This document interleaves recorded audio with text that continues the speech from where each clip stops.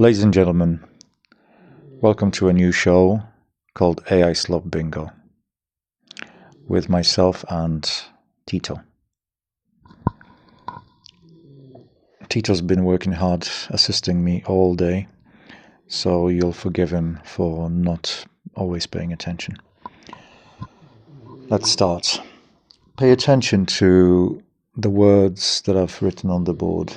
Those are the very telltale signs of AI slop writing. Let's start. Teaching grammar is not about explaining rules. It's about helping learners notice, understand, and use language meaningfully. Whether you're teaching beginners or advanced learners, here are key principles that truly work. 1. Start with meaning, not rules. Use a short story, dialogue, picture, or situation. 2. Clarify meaning, form, pronunciation. What does it mean? How is it formed? How is it pronounced? Weak forms, contractions, stress. 3. Use CCQs, not do you understand. Avoid yes-no questions. Instead, use concept check questions. Did you get it? Are we talking about the past or now? Is the action finished? Use timelines, substitution tables, color coding, or guided discovery. Help students see the pattern rather than just hear it. 5. Move from controlled to freer practice. Start with gap fills or sentence transformations. Then move to pair discussions, role plays, or personalized speaking tasks. Do you see what I mean? Basically, everything I read has negation, contrast, and enumeration. Let's try a very different industry. Every software company is racing to become the same thing. The irony. But they don't even realize it yet. Watch what's happening in real time. Microsoft is cramming everything as a tab in Teams. Salesforce is building onto Slack. Zoom is building tasks. Google is adding tasks to Docs. The list goes on. They just don't know it yet. But everyone agrees that engineering velocity increases with AI.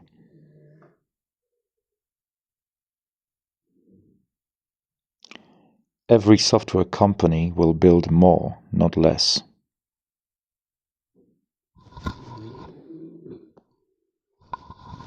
Another one. Not because they're bad, because you were vague.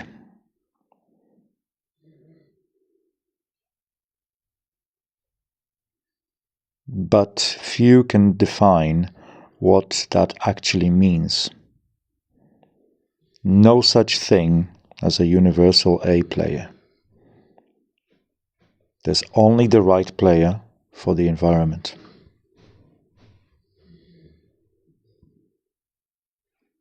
Elite at one company can be average or disruptive at another.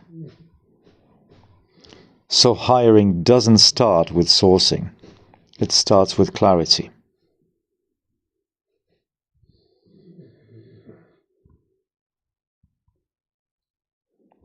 We've got some enumeration here.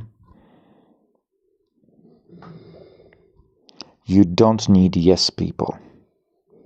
You need people who speak up clearly, flag problems fast, and suggest solutions before things spiral. Enumeration in threes.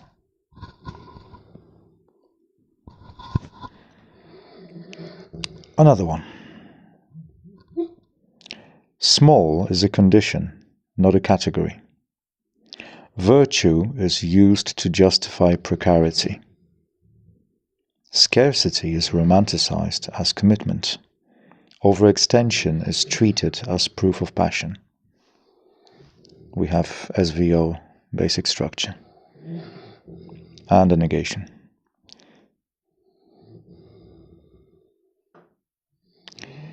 The hopes of artists, the needs of communities, and the expectations of boards. They absorb disappointment quietly.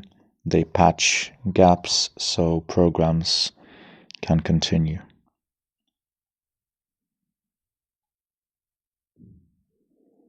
When they leave, the loss is framed as individual burnout rather than structural failure.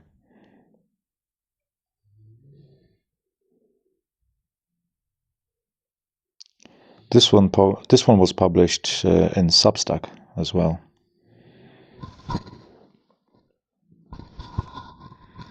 Another one. This one, paradoxically, is about ethical storytelling. Ethical storytelling in archives. Why pronunciation, place names, and local knowledge matter. Enumeration. This person's talking about what they've apparently learned. Storytelling is never neutral. The way we describe a place, pronounce a name, or record a community's history carries power and responsibility. This is a double enumeration. We have an enumeration of threes followed by an enumeration of twos.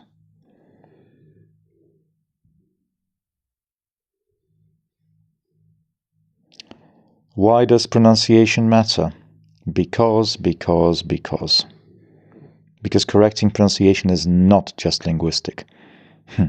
It's ethical. Why do place names matter? Because.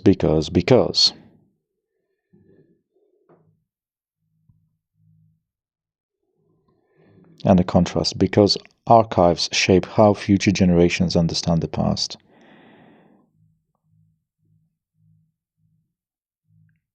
That's more of a general idea contrast, past and present. What else?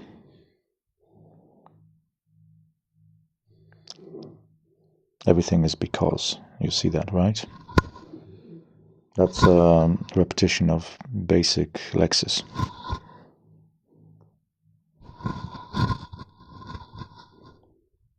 Another one. This is from the domain of education, I believe. As a high school educator, I deeply value this phase of a student's life. High school is not just about grades. Second sentence, the same structure. It is a laboratory for skill building. How to think, analyze, argue, research, draft, redraft, and refine. Enumeration.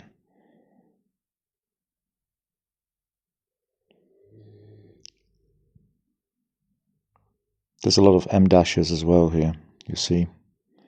That's more of a different type of thing we're going to talk about some other day, but it does happen a lot. That's one of the telltale signs as well.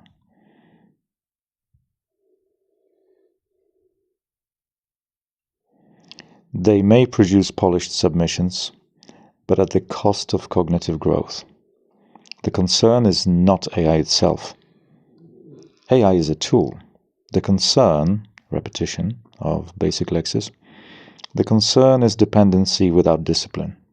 Basic SVO, repetitive structure. Buzzwords, training ground. High school is the training ground.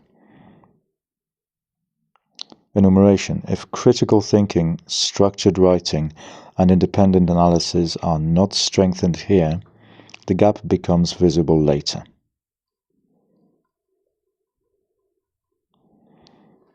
We've got an enumeration. We may see difficulty constructing arguments independently. Oh yeah. Weak analytical depth, reduced research skills, over-reliance.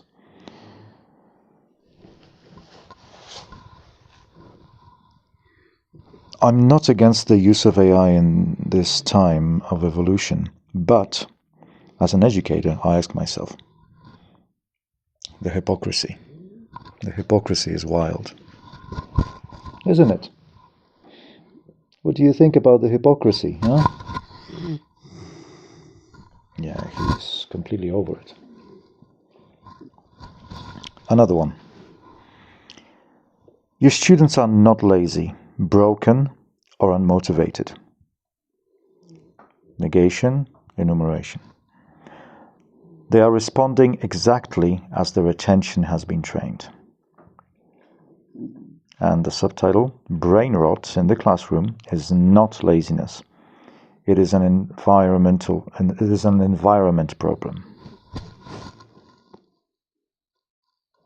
These people are talking about students using AI, and they're copying and pasting text from their ChatGPTs verbatim. Your students are not cheating. They're outsourcing their brains. Oh, really? What about you?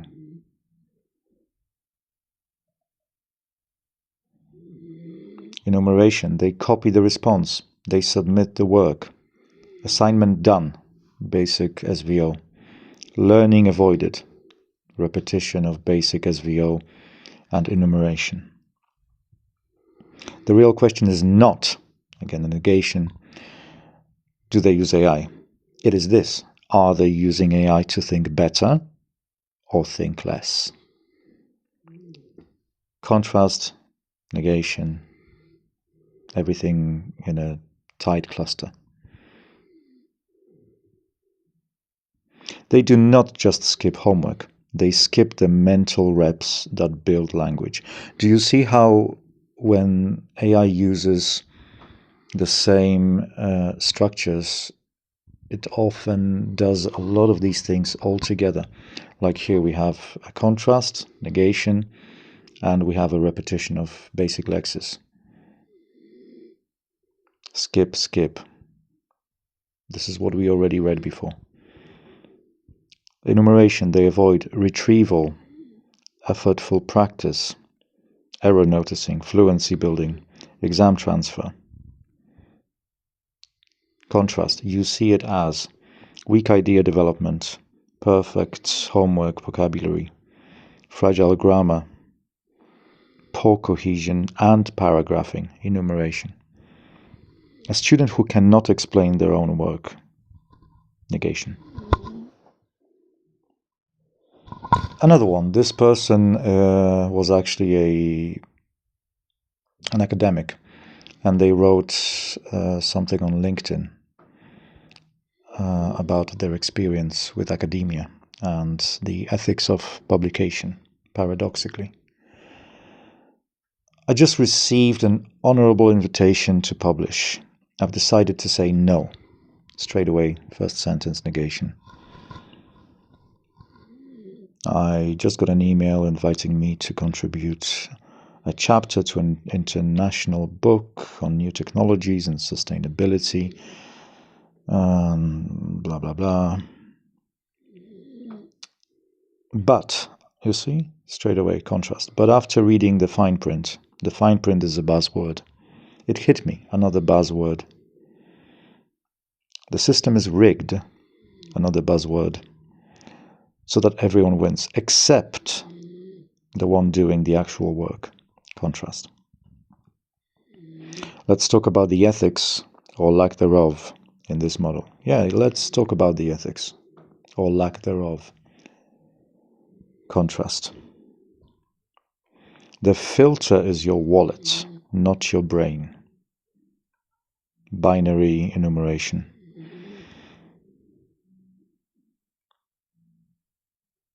Scientific rigor takes a back seat. Buzzwords. That's not academic contribution. It's a commercial transaction disguised as prestige. Classic AI writing.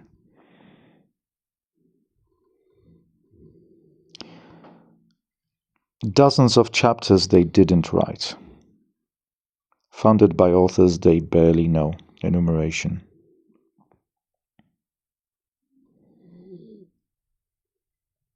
Effort and budgets of other researchers. Binary enumeration. Let's be real. Buzzwords.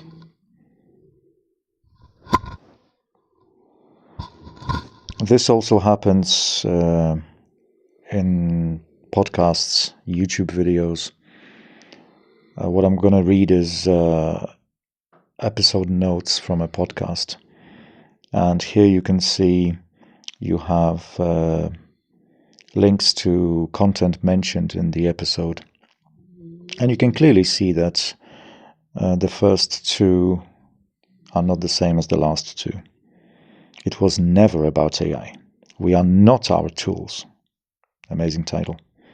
AI isn't coming for your future. Fear is. Maha isn't a hashtag. It's a promise to our kids. No more toxins, no more lies, no more sickness sold as normal. That was on X.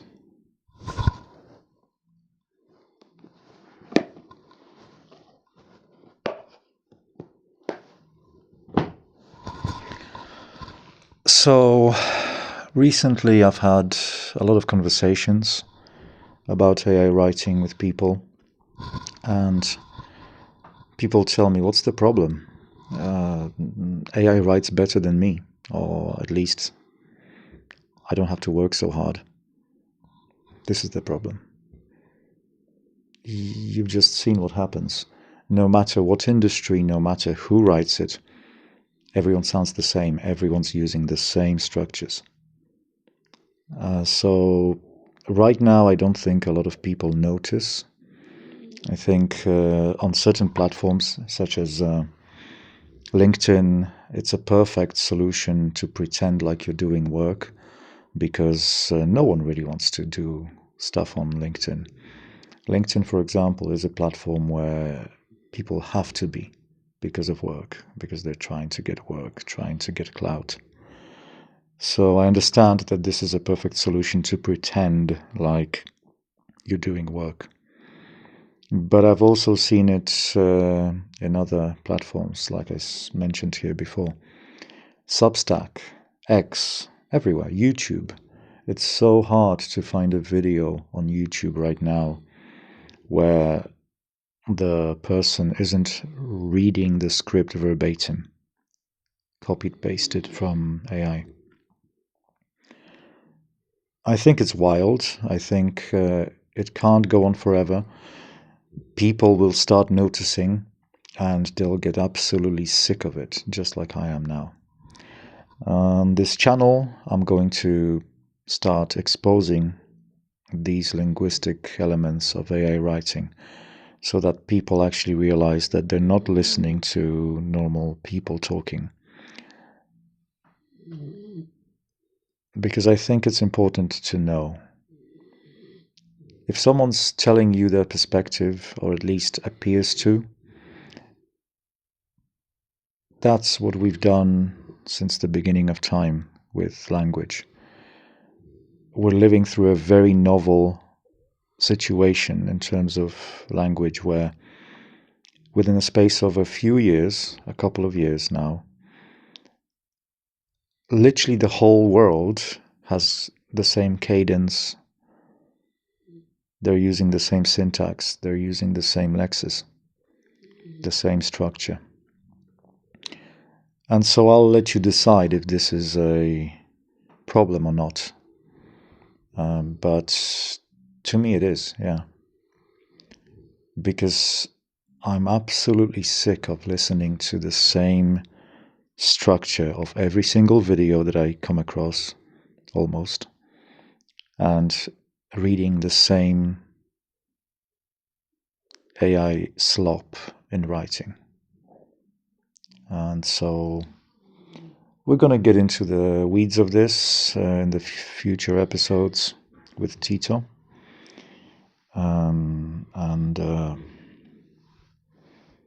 Yeah, think about it. I challenge you to go anywhere you go for content and start looking for these signs. And I'm pretty sure you'll quickly see just how frequent this is right now.